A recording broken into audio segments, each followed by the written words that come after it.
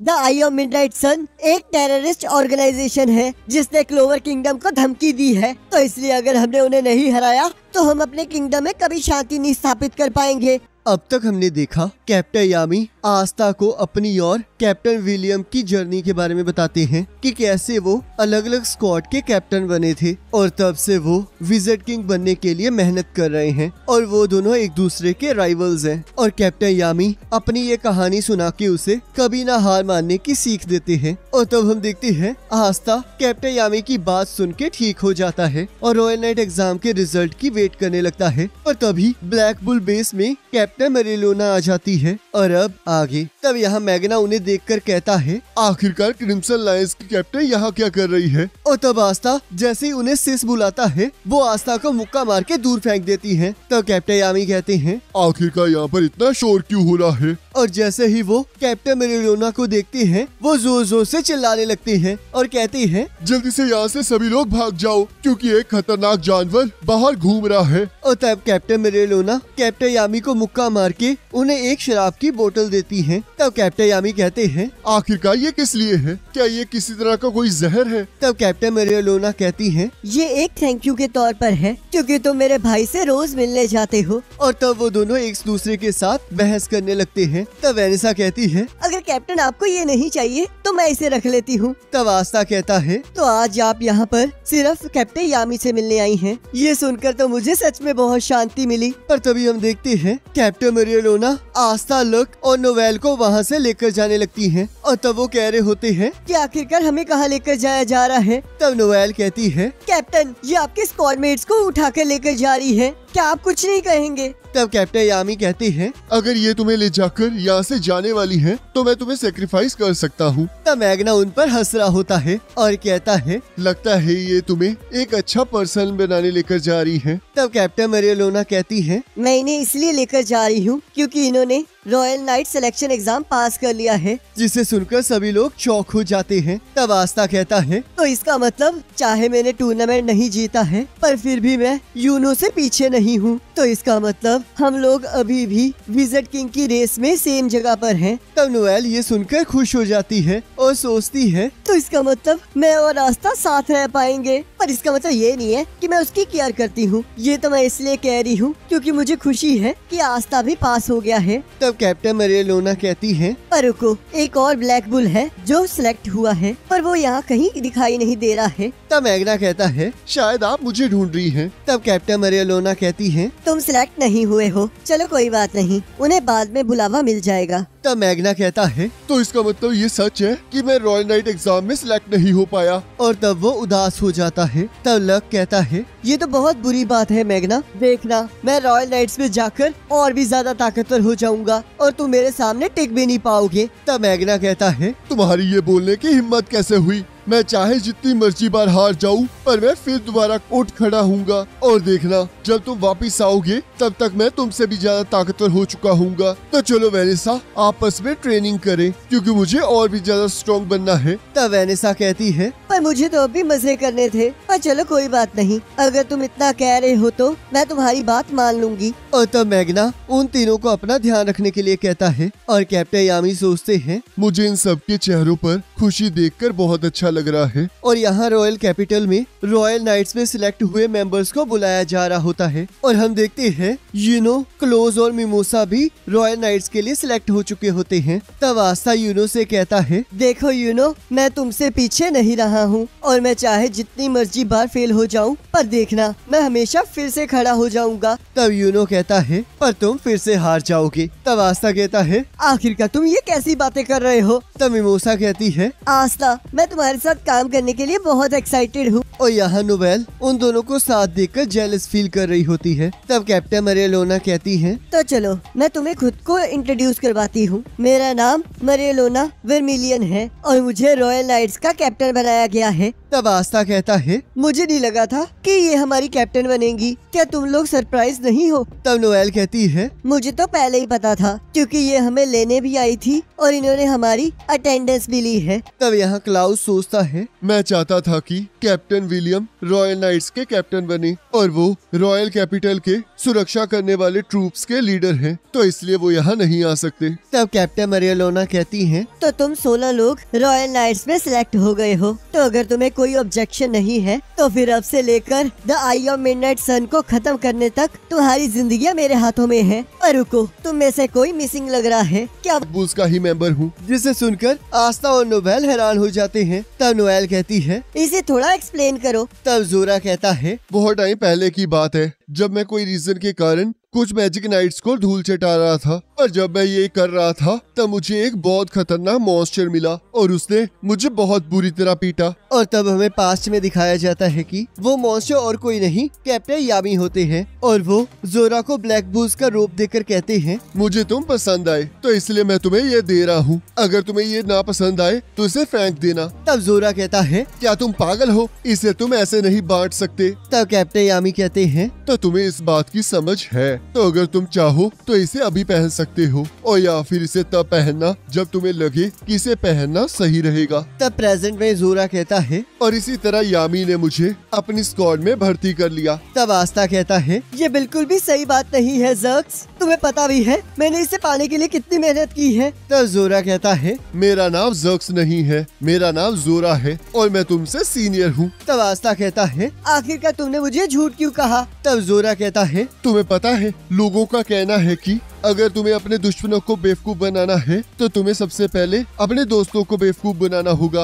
और तब वो दोनों आपस में बहस करना शुरू कर देते हैं। तब जोरा सोचता है, अब वक्त आ गया है जब मैं एक ट्रू मैजिक नाइट की तरह अपनी अगली जर्नी को कंटिन्यू करूंगा। तब कैप्टन मरियलोना गुस्से में कहती है, आखिरकार तुम बेवकूफ लोग यहाँ पर कब तक खड़े रहोगे? तब आस्था कहता है, जरा रुको, बाकी सभी लोग कहाँ गए? तब कैप्टन मरियलोना कहती है, वो लोग रॉयल नाइट रोप लेने गए हैं और उन्हें इस तरह से डिजाइन किया गया है कि वो the eye of midnight sun के मैजिक के खिलाफ तुम्हें प्रोटेक्ट कर सके। जिसे सुनकर आस्था एक्साइटेड हो जाता है। और तब हम देखते हैं यूनो उस रोप को पहनकर वहाँ जाता है। और तब यूनो कहता है, आस्था, आखिरकार किसने सोचा था कि कोई ऐसा दिन आएगा जिस दिन हम दोनों सेम रोप पहनेंगे, और फिर भी तुम अभी भी मेरे लेवल तक नहीं पहुँचे हो, और देखना मैं अगला विज़र्ड किंग बनकर रहूंगा। तब आस्था कहता है, ऐसा कुछ नहीं होगा क्योंकि मैं अगला विज़र्ड किंग बनने वाला हूँ। और तब हम देखते हैं सभी लोग रॉयल नाइट्स के रोब्स को पहनकर वहाँ आ जाते हैं, और तब सभी लोग उसे पहनकर बहुत खुश हो रहे होते हैं। तब आस्था कहता है, आखिरकार मेरी ड्रेस इतनी छोटी क्यों है? तब कैप्टन मरियलोना कहती है, क्योंकि हमने कुछ एडिशनल मेंबर्स के लिए कपड़े बनवाए थे, जिस वजह से तुम्हारी बारी में फैब्रिक खत्म हो गया। तब सभी लोग पूछते हैं, आखिरकार वो कौन है? तब कैप्टन मरियलोना कहती है, चाहे इन लोगों ने एग्जाम नहीं दिया है पर ये हमारे प्लान को सक्सेसफुल करने में एक क्रूशियल रोल प्ले करेंगे, और इसका मैजिक उनके मैजिक लेवल्स को भी बता सकता है, और कोब हमें स्पेशल मैजिक की मदद से कहीं भी ले जा सकता है। और इसे इसलिए ऐड किया गया क्योंकि फिनरल अभी भी अपनी इंजरी से रिकवर नहीं हुआ है। और अब लास्ट में कैप्टन नोज़ेल भी हमें इस फाइट में ज्वाइन करेंगे। नोज़ेल, मुझे तो लगा था तुम मेरे ऑफर को एक्सेप्ट नहीं करोगे, तो आखिरकार तुमने अपना मन कैसे बदला? तब कैप्टन नोज़ेल कहते हैं, मैं तो बस यहाँ किंग के ऑर्डर पर आया हूँ। तब कैप्टन मरियलोना कहती है, तो अब यहाँ पर रॉयल नाइट की टीम कंप्लीट होती है। तब कैप्टन रिल कहते हैं, रुको नोज़ेल, आखिरकार तुम्हें कैसे लगा कि तुम एक रॉयल नाइट बन सकते हो? तुमने तो एग्जाम भी नहीं दिया। तब कैप्टन नोज़ेल कहते हैं, मैं भी तुमसे यही पूछना चाहता हूँ कि एक कैप्टन होने के बावजूद भी तुम्हें इस एग्जाम को देने की क्या जरूरत थी? तो कैप्टन रिल कहते हैं, इस चीज की जरूरत नहीं थी, मुझे तो लगा था रॉयल नाइट एग्जाम देकर ही हम इसमें एंटर कर सकते हैं। और तब किंग आकर वहाँ कहते हैं, कैप्टन नोज़ेल यहाँ पर इसलिए आए हैं क्योंकि एक रॉयल मेंबर की मदद से ये टीम और भी ज्यादा स्ट्रांग हो सकती है। तब कैप्टन मरियलोना चीख चीख के उनका स्वागत करती है, जिससे किंग डर जाते हैं, और जैसे ही कुछ कहने लगते हैं तब कैप्टन मरियलोना उनकी बात काट देती है और कहती है, ध्यान से सुनो साथियों, मुझे लगता है तुम्हें इसके बारे में पहले से ही पता है कि हमारा अल्टीमेट गोल जीतना है। द आई ऑफ मिडनाइट सन एक टेररिस्ट ऑर्गेनाइजेशन है जिसने क्लोवर किंगडम को धमकी दी है, तो इसलिए अगर हमने उन्हें नहीं हराया तो हम अपने किंगडम में कभी शांति नहीं स्थापित कर पाएंगे। चाहे हमने उन्हें तब हराया था जब इन्होंने रॉयल कैपिटल पर हमला किया था, पर उसमें हमारा भी बहुत लॉस हुआ था, जिसमें मेरा भाई भी घायल हुआ था और वो अब तक रिकवर नहीं हो सका है। और हमें उनके कैद किए मेंबर से पता चला था कि उनका लीडर लिच है, जिसके पास 4 लीफ क्लोवर है और उनके 3 खतरनाक मेंबर हैं जिन्हें थर्ड आई कहा जाता है। पर उनका ये सब कुछ करने का रीजन हमें अभी तक नहीं पता चला है और हमें बस ये पता चला है कि वो मैजिकल स्टोन्स को इकट्ठा करके अपनी ट्रू फॉर्म्स को वापस लाना चाहते हैं ताकि वो अपनी पूरी पावर से हमला कर सके। और अब उन्हें बस 3 स्टोन्स चाहिए और हम उनमें से बस 2 ढूंढ पाए हैं और उसमें से एक को पाने के लिए हमने उनमें से एक मेंबर वेटो को हरा दिया है और दूसरे स्टोन को पाने के लिए हमने उनके दूसरे मेंबर फाना को भी हरा दिया है। और अब सिर्फ तीसरा मेंबर राया ही बचा है जिसके पास कॉपी मैजिक है और बैटल में वो और लिच सबसे स्ट्रॉन्गेस्ट अपोनेंट्स होंगे। तो अब हम लोग उनके अड्डे पर हमला करेंगे और हमारे एनिमीज हमें रोकने की पूरी कोशिश करेंगे। मुझे पता है कि इसमें हम में से काफी लोगों को चोटें आएंगी और हम कई लोगों को खो भी सकते हैं, पर आखिर में जीत सिर्फ हमारी होगी। और अगर तुम में से कोई भी इसे करने के लिए तैयार नहीं हुआ तो मैं एनिमी तक पहुँचने से पहले खुद उसे मार डालूंगी। तो क्या तुम सभी लोग तैयार हो? और तब सभी लोग हाँ कहते हैं। तब कैप्टन मेरेलोना किंग से कहती है, अब मैंने जो भी कहना था वो मैं कह चुकी हूँ, अब अगर आप कुछ कहना चाहते हो तो आप कह सकते हो। तब किंग सोचते हैं, इस तरह मुझे ऑर्डर करना बंद करो, और वैसे भी जो मैंने कहना था वो तो तुमने ही कह दिया है। और कहते हैं, रॉयल नाइट्स, मुझे पूरी उम्मीद है कि तुम लोग अच्छा काम करोगे। तब आस्था किंग से पूछता है, क्या आप हमें बता सकते हैं कि द आई ऑफ मिडनाइट सन का हाइड आउट कहाँ है? तब किंग जैसे ही उसे ये बात बताने लगते हैं, हम देखते हैं कैप्टन मेरेलोना उन्हें फिर से टोक देती है और कहती है कि द आई ऑफ मिडनाइट सन का अड्डा एक फ्लोटिंग डंजन है जो कि स्ट्रॉन्ग मैजिक रीजन ग्रेविटो स्टोन से घिरा हुआ है। और तब हम यहाँ देखते हैं राया आराम कर रहा होता है और अपनी पुरानी लाइफ को याद कर रहा होता है, जहाँ पर वो बाकी सभी के साथ बहुत खुश होता है। और यहाँ हमें पता चलता है कि लिच बाप बनने वाला होता है और इस चीज को लेकर लिच बहुत खुश होता है और कहता है, मुझे ऐसा फील हो रहा है कि हमारे ऊपर मैजिक की कृपा है और मुझे खुशी है कि सभी लोग हमारे बच्चे को खुशी खुशी एक्सेप्ट करेंगे। और ये टीम के जो से मेन मेंबर्स हैं उनके कपड़े बनाने से पहले इन्होंने जो से एक्स्ट्रा मेंबर्स हैं उनके कपड़े बना लिए। ये लॉजिक पता नहीं कहाँ का है। और हमारे बेचारे मेन कैरेक्टर को आधे कपड़े ही मिले हैं। इस हिसाब से तो मैं ये सोच रहा था, शुक्र है ये मिल गए हैं। बाकी गाइस आप तैयार हो जाओ, क्योंकि इसके पर तभी उनकी खिड़की पर एक ज़ॉम्बी आ जाता है जिसे देखकर वो जोर जोर से चीखने लगती है और हम देखते हैं बहुत सारे ज़ॉम्बीज ब्लैक बुल बेस के अंदर आ जाते हैं। अब तक हमने देखा रॉयल नाइट्स रॉयल कैपिटल में लड़ाई के दिन का इंतजार कर रहे होते हैं और तभी द आई ऑफ मिडनाइट सन का एक जासूस उन पर नजर रखने वहां आ जाता है, पर कैप्टन मेरेलोना और कैप्टन ओज़ेल उसे पकड़ लेते हैं और तब वो अगले दिन the eye of midnight sun के बेस पर पहुंच जाते हैं। और तब कैप्टन मेरेलोना सभी की अलग अलग टीम्स बनाकर उन्हें अपनी पूरी ताकत से लड़ने के लिए कहती है और तब वो लोग उस बेस के ऊपर हमला कर देते हैं। और अब आगे, और तब यहाँ कैप्टन विलियम के बेस से ब्लैक बुल्स को एक लेटर आता है और तब कैप्टन यामी उसे पढ़कर बाहर जाने लगते हैं। तब गोश कहता है, आखिरकार क्या हुआ कैप्टन? तब कैप्टन यामी कहते हैं, विलियम ने मुझे लैंग्रेस के बिहाफ पर अपॉलजी लेटर भेजा है, तो इसलिए अब मुझे उसके हेडक्वार्टर जाना होगा। पता नहीं अगर उसने ही माफी मांगनी है तो वो खुद क्यों नहीं आया है। तब गोश कहता है, तो इसका मतलब मैं अपनी बहन से मिलने जा सकता हूँ। पर कैप्टन यामी उससे मना कर देते हैं और तब वेनिसा, चामी और मैग्ना भी बाहर चले जाते हैं और यहाँ बेस में सिर्फ ग्रे, गोश और गॉर्डन रह जाते हैं। तब गोश कहता है, तुम लोग ध्यान से सुनो, अगर कोई मिशन आएगा तो मैं उसे संभाल लूंगा,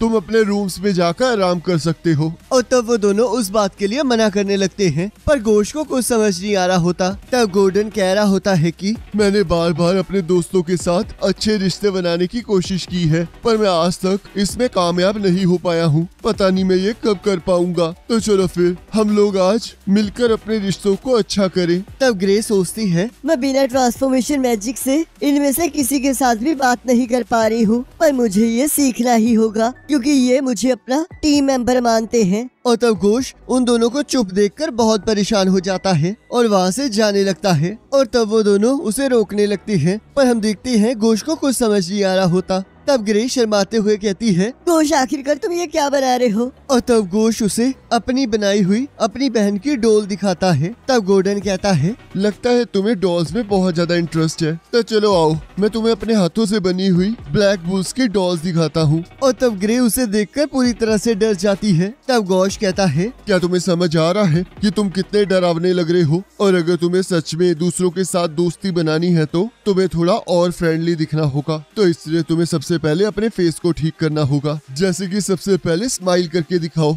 और तब उसकी हंसी को देखकर दोनों डर जाते हैं, जिससे कि गॉर्डन उदास हो जाता है। तब गोश उसे बाथरूम जाने का रास्ता पूछता है और कहता है, पता नहीं क्यों ये सारी जगह हमेशा बदलती रहती है, आखिरकार ये सब कुछ करने की जरूरत ही क्या है? तब गॉर्डन कहता है, मैं जब से यहाँ आया हूँ तब से ये जगह ऐसी ही है। तब गोश कहता है, क्या तुम्हें याद है कि वेनिसा और चामी किसी तरह के किसी घोस्ट की बात कर रहे थे? तो शायद ये हो सकता है कि ये सारी जगह किसी स्पेल की वजह से चेंज नहीं होती है, बल्कि ये सारा काम किसी घोस्ट का है। तब ग्रे कहती है, इस तरह के मजाक मत करो। और तभी उनकी खिड़की पर एक ज़ॉम्बी आ जाता है, जिसे देखकर वो जोर जोर से चीखने लगती है। और हम देखते हैं बहुत सारे ज़ॉम्बीज ब्लैक बुल बेस के अंदर आ जाते हैं। तब गॉर्डन कहता है, ये तो बहुत सारी है, क्या ये मेरे दोस्त बनने आए हैं? तब गोश कहता है, क्या तुम्हारा दिमाग खराब हो गया है? मुझे नहीं पता ये किस लिए हो रहा है, पर लगता है ये किसी दुश्मन की चाल है, तो इसलिए लड़ाई के लिए तैयार हो जाओ।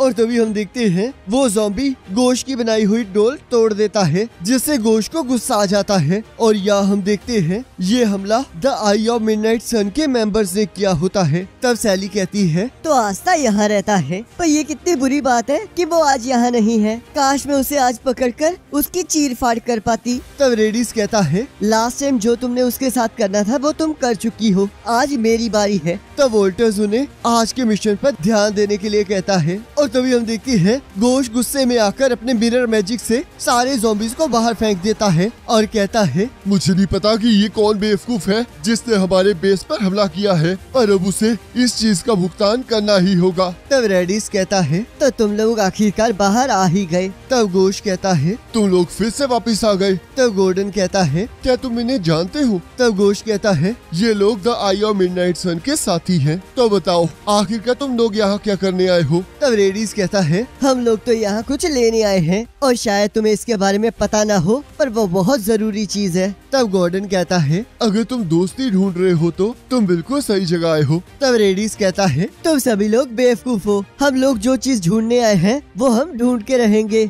और तुम्हारे बेस को तबाह कर देंगे। तब गोश कहता है, पर इससे पहले मैं तुम्हें मार डालूंगा। और अपने मिरर मैजिक से उन पर हमला कर देता है। पर तभी सैली अपने जेल मैजिक से उसकी रे को रिफ्लेक्ट कर देती है। तब गोश सोचता है, मैं तो भूल ही गया था कि मेरा मैजिक इस लड़की के खिलाफ काम ही नहीं करता है। तब सैली कहती है, तुम्हारा नाम गोश है ना? हमारे लीडर ने तुम्हें मारने से हमें मना किया है, तो इसलिए तुम आज सेफ हो। तब गोश सोचता है, आखिरकार उसने ऐसा क्यों कहा? पर रुको, अब मुझे याद आया, उसने लड़ाई के मैदान में भी मुझे यही कहा था कि वो मुझे मारना नहीं चाहता। पर आखिरकार उसने ऐसा क्यों कहा? और कहता है, सुनो साथियों, हमें इस टाइम इन्हें रोकना होगा, और क्योंकि कैप्टन और बाकी सभी लोग इतनी जल्दी वापस नहीं आएंगे, तो इसलिए हम तीनों को अकेले ही इन्हें हराना होगा। और तब हम देखते हैं सैली एक ज़ॉम्बी के अंदर अपनी डार्क मैजिक आइटम को इंजेक्ट कर देती है और तब वो ज़ॉम्बी उन पर हमला करने लगता है। तब गॉर्डन कहता है, the eye of midnight sun के लोग बहुत बुरे हैं, क्योंकि इन लोगों ने मेरे दोस्तों को हर्ट किया है, तो इसलिए मैं इन्हें नहीं छोड़ूंगा।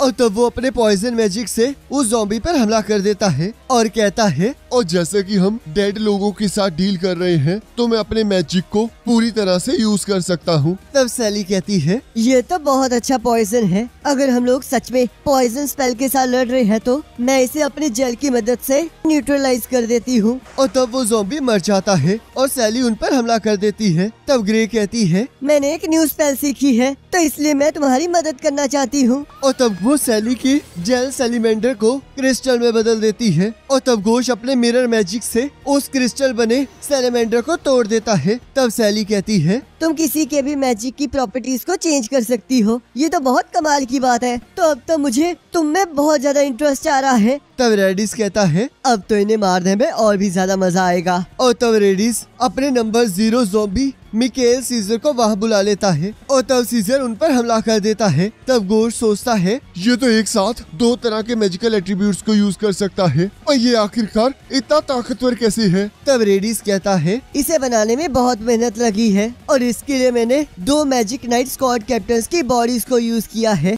और तब हम देखते हैं सीजर अपनी पूरी ताकत से उन तीनों पर हमला कर देता है और हम देखते हैं वो तीनों नीचे गिर जाते हैं। तब रेडिस कहता है तुम जैसे लोग अपनी इस ट्रिक से इसे कभी नहीं हरा पाओगे। और तब वो उन ज़ॉम्बीज को उनके हाइड आउट को तबाह करने के लिए भेज देता है। तब गॉर्डन सोचता है मेरी फैमिली हमेशा से कर्सिस से डील करती आई है, तो इसी वजह से मुझे फ्रेंड्स बनाना अलाउड नहीं था, तो इसलिए मैं कभी भी लोगों के साथ बात नहीं कर पाया और मेरे पास इतना खतरनाक पॉइजन मैजिक आ गया जिस वजह से सभी लोगों ने मुझे दूर कर दिया। तब ग्रे सोचती है क्योंकि मेरे अंदर सेल्फ कॉन्फिडेंस नहीं है तो मैं कभी भी किसी के सामने अपनी ट्रू फॉर्म को नहीं रिवील कर पाई, तो इसी वजह से लोग मुझ पर विश्वास नहीं कर पाए और उन्हें लगा मैं बहुत अजीब हूँ, जिस वजह से मैं हमेशा अकेली रह गई। और तब वो दोनों सोचते हैं पर इन लोगों ने यहाँ हमें बहुत ज्यादा खुशियाँ दी है और इन लोगों ने हमें पूरी तरह से एक्सेप्ट किया है और हमने एक साथ बहुत मजे किए हैं। तब गोश्त कहता है आखिरकार अब हम लोग क्या करें, इस तरह तो हम लोग इन्हें नहीं हरा पाएंगे।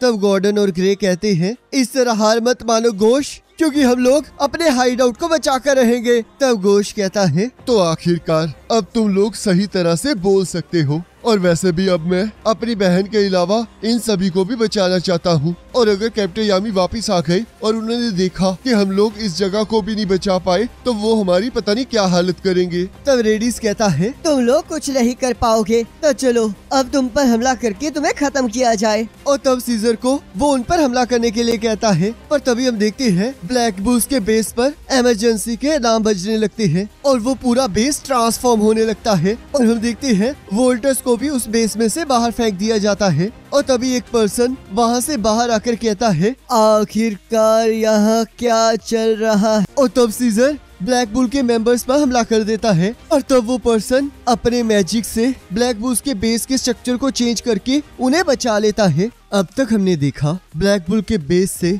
सभी लोग अपने अपने कामों के लिए चले जाते हैं और सिर्फ गोश्त, गॉर्डन और ग्रे ही वहाँ बच जाते हैं। और तब the eye of midnight sun के कुछ मेंबर्स ब्लैक बुल्स के बेस पर हमला कर देते हैं और तब गोश्त, ग्रे और गॉर्डन तीनों उनके साथ लड़ने के लिए तैयार हो जाते हैं। और जैसे ही रेडिस ब्लैक बुल के बेस पर हमला करता है तभी हम देखते हैं वो बेस अचानक से ट्रांसफॉर्म होने लगता है और वहाँ से एक पर्सन बाहर आता है। और अब आगे यहाँ हम देखते हैं वोल्टस वापस से अंदर चला जाता है और सोचता है आखिरकार यहाँ पर सब कुछ इतना क्यों हिल रहा है, लगता है वो रेडिस पागल हो गया है। और तब गोश्त उस पर्सन से पूछता है आखिरकार तुम कौन हो और हमारे बेस पर क्या कर रहे हो। और तब वो पर्सन अपना नाम बताने लगता है। तब गोश्त सोचता है ये तो बहुत ज्यादा स्लो बोलता है और फिर से उससे उसका नाम पूछने लगता है। तब सैली कहती है यहाँ पर तो सिर्फ 3 लोग होने चाहिए, तो आखिरकार ये चौथा यहाँ पर क्या कर रहा है। तब रेडिस कहता है इससे कोई फर्क नहीं पड़ता कि यहाँ पर कितने लोग हैं, पर हमारा प्लान बिल्कुल सेम ही रहेगा,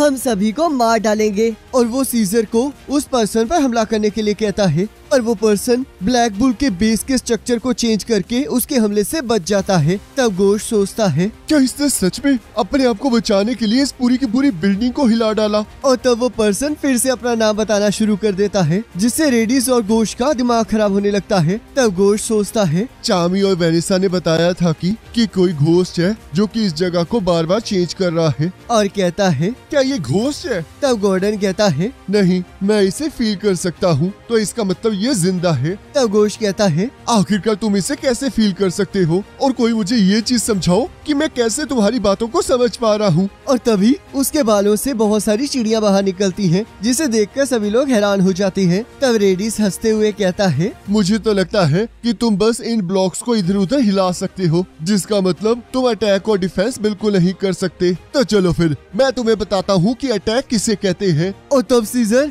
ब्लैक बुल के मेंबर्स पर हमला कर देता है और तब वो पर्सन अपने मैजिक से ब्लैक बुल्स के बेस के स्ट्रक्चर को चेंज करके उन्हें बचा लेता है और कहता है तुम्हें अपने अटैक्स को इसी टाइम रोकना होगा। तब घोस्ट सोचता है इसका मैजिक तो उस अंडर वाटर टेम्पल के प्रीस्ट जैसा है, ये अपने आसपास की चीजों को चेंज कर सकता है और अगर तुम्हें ये करते रहना है तो तुम्हें धीरे धीरे करके हर दिन इसके अंदर अपना मैजिक डालना होगा। और अगर इसने पूरे ब्लैक बुल बेस को हिला दिया है तो ये सोचने वाली बात है कि ये आखिरकार यहाँ पर कितने टाइम से है, तो इसका मतलब यही है जिसके मैजिक के कारण हमारा बेस रोज चेंज होता रहता है। तब वो पर्सन कहता है ग्रे, गोश और गॉर्डन, मैं तुम्हारी मदद करना चाहता हूँ। तब घोस्ट कहता है आखिरकार तुम्हें हमारे नाम कैसे पता है? तब वो पर्सन कहता है मुझे तुम्हारा नाम इसलिए पता है क्योंकि मैं भी तुम्हारे साथ यहीं रहता हूँ। और तब हमें पास्ट दिखाया जाता है जहाँ कैप्टन यामी उससे मिलने आते हैं और कहते हैं तो वो घोस्ट तुम हो जिसके बारे में सभी लोग बात करते हैं। तब वो पर्सन कहता है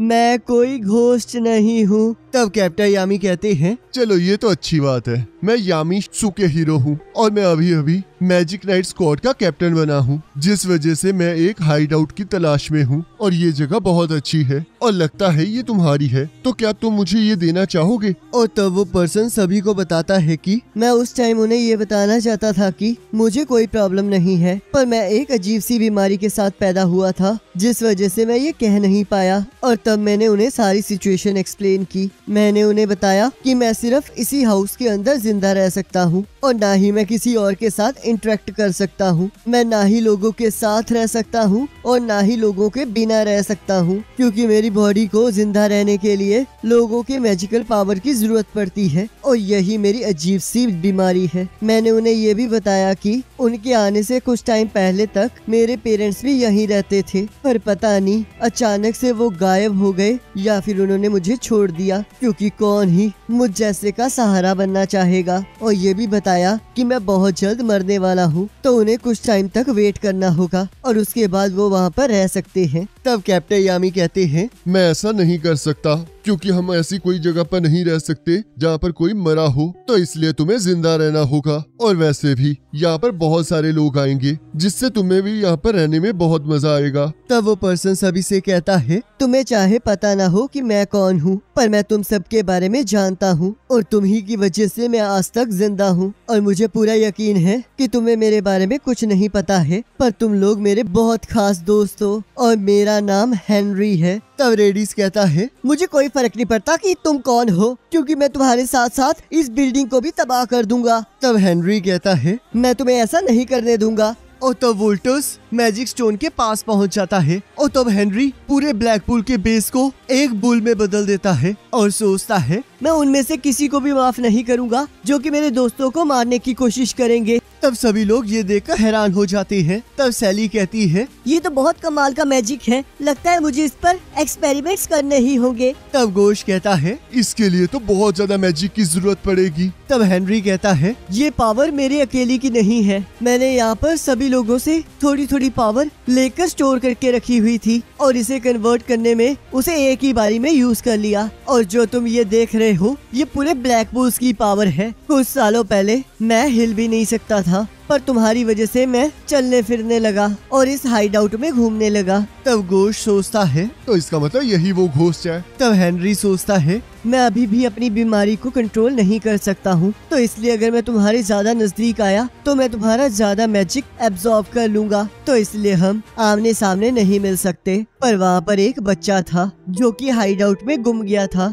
और उसने मेरे रूम को ढूंढ निकाला। और जब मैंने उसे कहा कि उसे मुझसे दूर रहना चाहिए तो उसने कहा कि उसके पास तो कोई मैजिकल पावर ही नहीं है। और उसके बाद वो हर रोज मेरे कमरे की साफ सफाई करने आता था। और हाँ, मैं भी तुम में से एक हूँ, मैं भी एक ब्लैक बुल हूँ। और तब हम देखते हैं पास्ट में कैप्टन यामी उसे ब्लैक बुल की रोब देते हैं और कहते हैं अगर तुम किसी दिन इस बिस्तर से उठ पाए और तुम्हें लगा कि तुम्हें अपने दोस्तों को बचाना है तो तुम इसे पहन सकते हो। और तब हेनरी ब्लैक बुल का रोब पहन लेता है, जिसे देखकर ब्लैक बुल्स के सभी मेंबर्स हैरान हो जाते हैं। तब रेडिस कहता है, फिर क्या हो गया? अगर तुम इतने बड़े हो गए हो, मेरा नंबर 0 तुम्हें फिर भी हरा देगा। और तब सीजर जैसे ही ब्लैक बुल के बेस पर हमला करता है, हेनरी उसके मैजिक पर एक मुक्का मारता है जिससे वो हवा में उड़ने लगता है। और तब हेनरी उसके ऊपर एक और मुक्के से हमला करता है और ये देखकर वो तीनों हैरान हो जाते हैं। तब रेडिस कहता है, सीजर इसे दिखा दो कि तुम इससे कितने ताकतवर हो। तब सैली कहती है, चाहे इस डेड बॉडी को कुछ फील ना होता हो, पर अगर इस पर एक और हमला हुआ तो ये पूरी तरह से टूट जाएगा। और इसे देखकर तो ऐसा लग रहा है कि इसे काटने में तो और भी ज्यादा मजा आएगा। तो लगता है मुझे इसे अपने रिसर्च के रिजल्ट दिखाने ही होंगे। और तभी वो अपने आप को एक डार्क मैजिक आइटम से इंजेक्ट कर लेती है और कहती है, इसका असर 10 मिनट तक रहेगा और तब तक के लिए मेरी ताकत 10 गुना बढ़ जाएगी। और तभी सैली भी एक बहुत बड़ा सैलेमेंडर बना देती है और कहती है, चलो देखिए किसमें कितनी ताकत है। और जैसे ही हेनरी उस पर हमला करता है, उसका हाथ उस सैलेमेंडर के अंदर फंस जाता है। तब सैली कहती है, चलो अब मेरी बारी है, और अपने सैलेमेंडर के अंदर एक डार्क मैजिक आइटम इंजेक्ट कर देती है जिससे कि वो जल और ज्यादा गाढ़ा हो जाता है, जिससे कि वो ब्लैक बुल के बेस को कैद कर लेती है। और तब वो तीनों हेनरी की मदद करने के लिए उसकी तरफ भागने लगते हैं। तब ग्रे कहती है, पर आखिरकार अब हम करेंगे क्या? तब गोश कहता है, गॉर्डन और मेरा मैजिक इस लड़की के खिलाफ बेकार है, तो इसलिए ग्रे तुम्हें इसके मैजिक के एट्रीब्यूट को चेंज करना होगा। तब ग्रे कहती है, पर मैं इतनी बड़ी चीज को ट्रांसफॉर्म नहीं कर पाऊंगी। तब गोश कहता है, मुझ पर विश्वास रखो। और हम देखते हैं वो अपने मिरर मैजिक से उसके बहुत सारे क्लोन बना देता है और ग्रे अपने मैजिक से उस एलिमेंडर को एक प्लांट में बदल देती है और कहती है, अब इसके ऊपर पॉइजन जरूर काम करेगा। और तब गोल्डन अपने पॉइजन मैजिक से उस एलिमेंडर को तबाह कर देता है। तब रेडिस कहता है, बहुत हो गया, जाओ सीजर और इन पर हमला कर दो। पर सीजर जैसे ही गोश और गॉर्डन पर हमला करने लगता है, हेनरी अपने मैजिक से सीजर को एक बहुत जोरदार मुक्का मारता है जिससे वो तबाह हो जाता है। तब रेडिस कहता है, लगता है अब हमें अपना ट्रम्प कार्ड यूज करना होगा। पर तभी वॉल्टस आकर उन्हें रोक लेता है और गोश सोचता है, आखिरकार ये बंदा पूरे टाइम था कहाँ? तब वोल्टस कहता है, जो हमें चाहिए था वो हमें मिल चुका है, तो चलो वापस चलते हैं। तब रेडिस कहता है, पर हम इन्हें बिना मजा चखाए नहीं जा सकते। तब वोल्टस कहता है, हम तुम्हारी इस बेकार सी जिद की वजह से अपने मिशन को खतरे में नहीं डाल सकते। और तब हम देखते हैं वो लोग उस मैजिक स्टोन को लेकर वहाँ से चले जाते हैं। तब गोश कहता है, पर आखिरकार ये क्या हुआ? पता नहीं अब वो हमारे हाइड आउट से क्या ले गए हैं। तब गोल्डन कहता है, मुझे इसके बारे में कुछ नहीं पता, पर मुझे खुशी है कि हम जीत गए और इस लड़ाई की मेमोरीज मेरे लिए बहुत ज्यादा वंडरफुल हैं। तब ग्रे कहती है, मुझे तो इस चीज की खुशी है कि हमारा हाइड आउट बच गया है। तब गोश कहता है, क्या तुम्हें सच में ये बचा हुआ लग रहा है? और तब वो हेनरी को सब कुछ ठीक करने के लिए कहता है। तब हेनरी कहता है, मैं अब इसके बारे में कुछ नहीं कर सकता। और तब वोल्टस और उसकी टीम लिच को वो मैजिक स्टोन दे देते हैं और वो उसे उस स्टोन पर चिपका देता है। और यहाँ चर्च में सभी लोग बहुत खुश होते हैं। पर तभी सिस्टर लिली को उस डीमन के स्कल से कुछ महसूस होता है और यही चीज यहाँ पर कैप्टन यामी और वेनेसा को भी फील होती है। तब लिच कहता है, अब सिर्फ 2 मैजिक स्टोन ही बचे हैं और जैसे ही हम उन्हें पा लेंगे तब the monument of the tree of life हमारी असली पावर को हमें वापस दे देगा। तब वोल्टस कहता है, तो तब वो दिन आ जाएगा जिसका हम इतने टाइम से वेट कर रहे हैं। तब रेडिस कहता है, और तब हम उन सभी मैजिक नाइट्स को मार देंगे और इसमें कितना ज्यादा मजा आएगा। तो बताओ हमें वो बाकी 2 मैजिक स्टोन कहाँ मिलेंगे? हम तुम्हारे लिए वो ले आएंगे।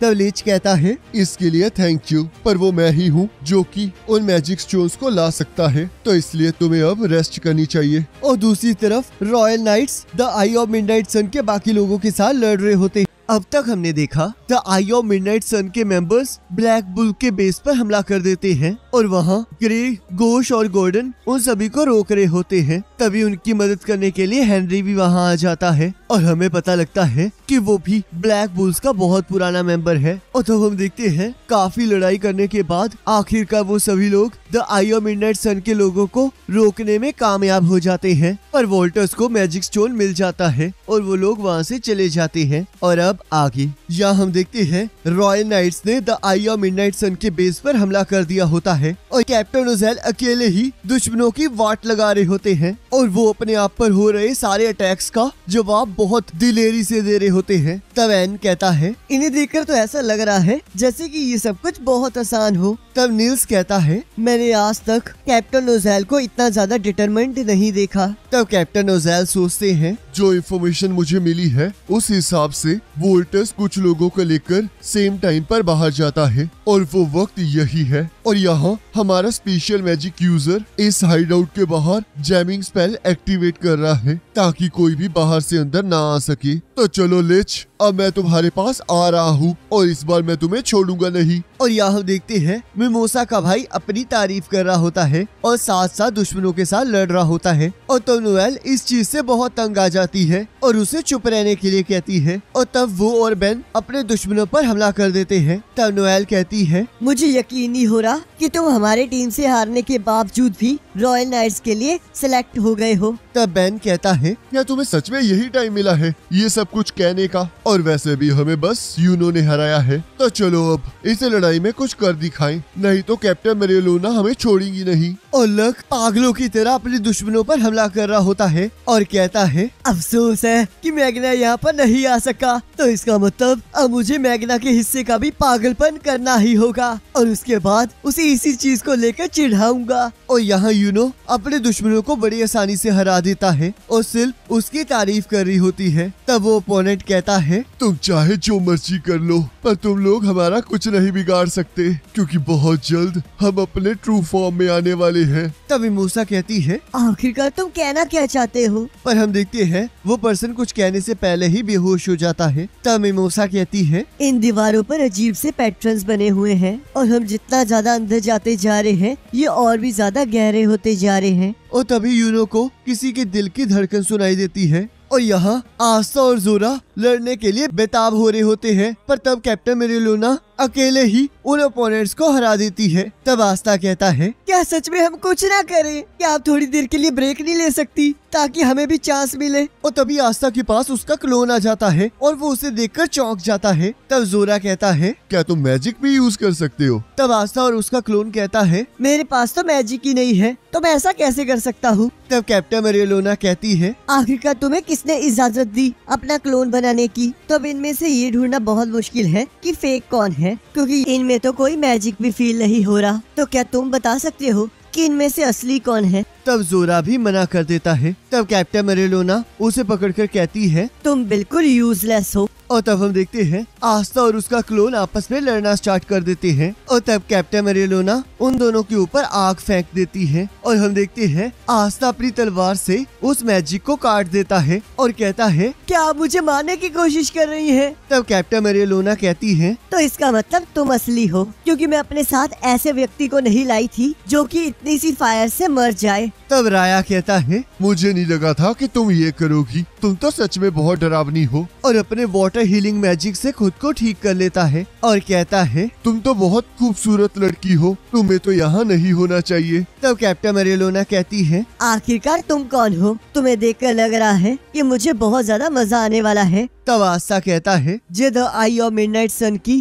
थर्ड आई का लास्ट मेंबर है और इसका नाम राया द डिसलॉयल है और ये किसी के भी मैजिक को कॉपी कर सकता है। तब जोरा सोचता है, आखिरकार यहाँ चल क्या रहा है? क्या हमें सच में इस मॉन्स्टर के साथ लड़ना होगा? तब राया कहता है, अगर तुम रॉयल्टी ना होती तो मैं तुम्हें जरूर डेट पे चलने के लिए कहता। तब कैप्टन मेरेलोना कहती है, कोई बात नहीं, हम मेरी आँख से तुम्हारी डेट की इच्छा को पूरा करें। और तब हम देखते हैं राया भी यामी की तलवार निकालकर लड़ने के लिए तैयार हो जाता है। तब आस्था कहता है, आखिरकार तुम्हारी हिम्मत कैसे हुई कैप्टन यामी के मैजिक को कॉपी करने की? तब राया कहता है, आखिरकार तुम ये कैसी बातें कर रहे हो? मेरा तो काम ही दूसरों के मैजिक को कॉपी करना है। तब कैप्टन मेरेलोना कहती है, अगर तुमने इतनी आसानी से यामी के मैजिक को कॉपी कर लिया है तो इसका मतलब अभी भी उसे बहुत कुछ सीखने की जरूरत है। और तब राया कैप्टन यामी की तरह उन पर हमला कर देता है और तब आस्था और जोरा उसके हमले को डॉज कर देते हैं और कैप्टन मेरेलोना एक ही मुक्का मार के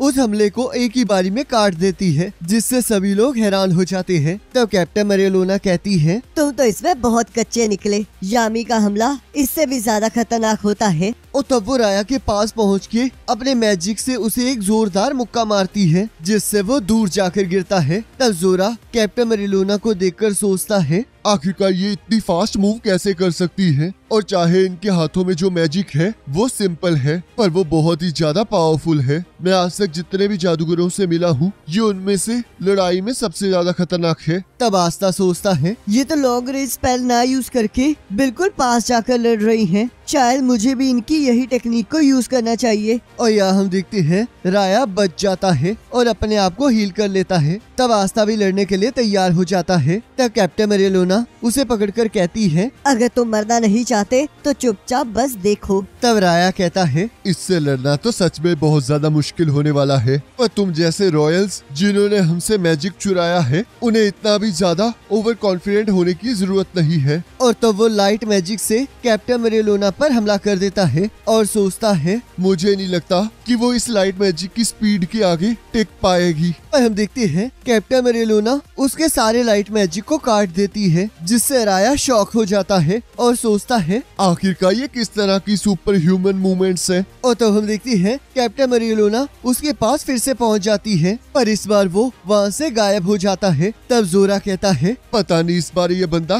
किसका मैजिक यूज कर रहा है। तब आस्था कहता है, अब मुझे याद आया, ये स्पेल तो पुराने पर्पल ऑर्कस के कैप्टन की है। और तब राया जैसे ही कैप्टन मेरेलोना के पीछे से हमला करने लगता है, कैप्टन मेरेलोना उस हमले को भी काट देती है। तब राया सोचता है, इसने तो हवा में ही अपनी डायरेक्शन को चेंज कर लिया और इसका रिएक्शन टाइम तो वैटो से भी ज्यादा तेज है। और तब वो कैप्टन मेरेलोना पर हमला कर देता है, पर कैप्टन मेरेलोना उसके हमले को डॉज करके वापस से उस पर ही हमला कर देती है। पर राया उस हमले को डॉज करने में कामयाब हो जाता है और अपने सबसे ज्यादा पावरफुल वाटर स्पेल से कैप्टन मेरेलोना पर हमला कर देता है, पर कैप्टन मेरेलोना उस हमले को एक ही झटके में उड़ा देती है। और तब राया सैलेमेंडर की मदद से कैप्टन मेरेलोना पर हमला कर देता है, पर उसका भी कोई फायदा नहीं होता। और तब कैप्टन मेरेलोना उसके पास जाने लगती है और कहती है, क्या तुम इतना ही कर सकते हो? और तब हम देखते हैं जैसे ही राया इनविजिबल होने लगता है, कैप्टन मेरेलोना उस पर हमला करके उसे नीचे फेंक देती है। और तब राया अलग अलग मैजिक से कैप्टन मेरेलोना पर हमला कर रहा होता है, पर कैप्टन मेरेलोना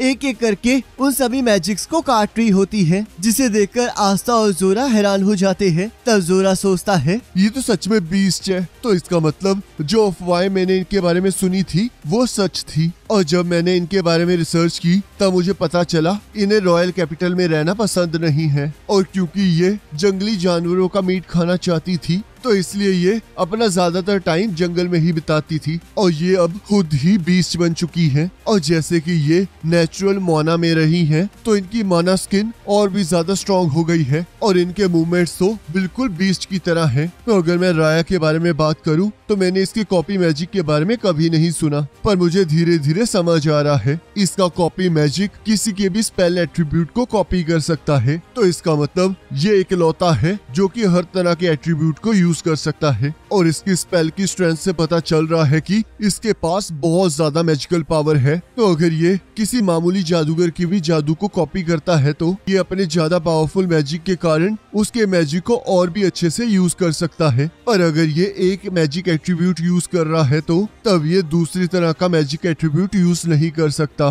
और इसका प्रूफ ये है कि उस टाइम इसने अपने फायर स्पेल को यूज करने के लिए अपने इनविजिबल मैजिक को हटा लिया था। और चाहे बहुत सारे लोग इस आदमी के खिलाफ नहीं लड़ सकते, पर आज इसकी किस्मत बहुत बुरी है क्योंकि आज इसका सामना एक बीस्ट से है। तब आस्था सोचता है, ये तो बहुत कमाल की लड़ाई है, क्या इसमें से मैं कुछ थोड़ा सा भी सीख सकता हूँ? और तब हम देखते हैं राया अपने मैजिक से आस्था की तलवार को कॉपी कर लेता है। तब जोरा सोचता है, आखिरकार इसने ये कैसे किया? मुझे तो लगा था कि इसे किसी के मैजिक को कॉपी करने के लिए कुछ कंडीशंस को फुलफिल करना होता है। तब यहाँ राया सोचता है, मुझे किसी की भी मैजिक को कॉपी करने के लिए बस उसकी ग्रीम वॉर को टच करना पड़ता है। और जब मैं पिछली बार ट्रांसफॉर्म हुआ था तब मैंने उस लड़के की ग्रीम वॉर को टच कर लिया था और तब फ्लैशबैक में राया कह रहा होता है कि तो मुझे कॉपी मैजिक मिला है, पर जैसे कि मैं अंदर से खाली हूँ तो ये मेरे लिए परफेक्ट है। तब लीच कहता है तुम बाकी लोगों से ज्यादा दयावान हो, तुम सभी लोगों की देखभाल करते हो और सभी को पसंद करते हो, तो शायद इसीलिए तुम्हारा मैजिक इस तरह है।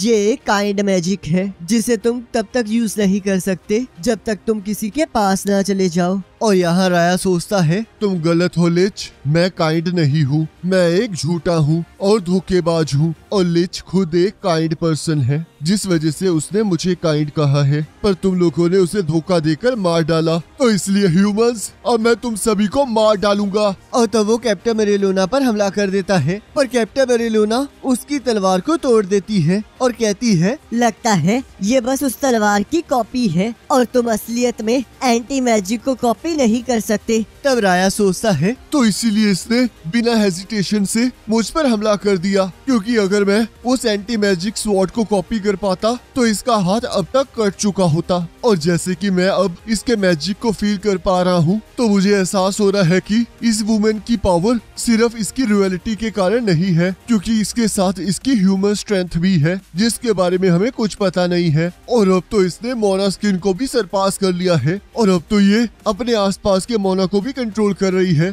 तब कैप्टन मेरेलोना कहती है चलो फिर इसे खत्म करें, और उस पर मुक्कों की बरसात कर देती है और अपनी पूरी ताकत से हमला कर देती है और कहती है क्या हुआ, तुम्हारे पास बस इतनी ही ताकत है? तब राया सोचता है मेरे पास तो अब कोई रिकवरी मैजिक यूज करने का टाइम भी नहीं है और मुझे यकीन नहीं हो रहा कि इसने अभी अभी माना जोन को यूज किया। और तब हमें बताया जाता है कि माना जोन एक ऐसी एबिलिटी है जिससे हम आसपास के एरिया के मैजिक को कंट्रोल कर सकते हैं, जिसका मतलब जिस जगह का मैजिक आप कंट्रोल कर रहे हैं वहाँ पर आप अपने से भी ज्यादा मैजिक से हमला कर सकते हैं और इसकी मदद से आपकी डिटेक्शन एबिलिटीज और रिएक्शन स्पीड भी इंक्रीज हो जाती है। और अगर आप आसपास के मैजिक को यूज कर रहे हैं तो आप स्पेस में फ्रीली मूव कर सकते हैं। तब आस्था सोचता है हमें थर्ड आई के एक मेंबर के साथ लड़ने में इतनी ज्यादा प्रॉब्लम हुई थी और कैप्टन मेरेलोना तो उसे बड़ी बुरी तरह धूल चटा रही है। ये तो सच में बहुत कमाल की है। तब कैप्टन मेरेलोना कहती है अगर तुम सच में कुछ नहीं करने वाले हो तो मैं तुम्हें तब तक पंच करती रहूंगी जब तक तुम गायब नहीं हो जाते। और हम देखते हैं राया मुस्कुरा रहा होता है और यहाँ यूनो को रोकना नामुमकिन हो चुका होता है। तब मिमोसा सोचती है इसका मैजिक तो पहले से भी ज्यादा ताकतवर हो गया है, क्या ये मोना जोन को यूज कर रहा है? पर अगर मैं ध्यान से सोचूं तो इसने पहले भी एक स्पेल के अंदर अपने दूसरे स्पेल को एक्टिवेट किया था और वो spirit dive mode Mona zone की वजह से ही पॉसिबल हो पाया है। मुझे यकीन नहीं हो रहा कि यूनो के पास इतनी ज्यादा पावर है। और तब उन्हें फिर से दिल के धड़कने की आवाज आने लगती है। तब सिल्प कहती है इस मैजिक को फील करके मुझे ऐसा लग रहा है जैसे कि मैंने इसे पहले भी फील किया है। और इसी के साथ एपिसोड खत्म हो जाता है।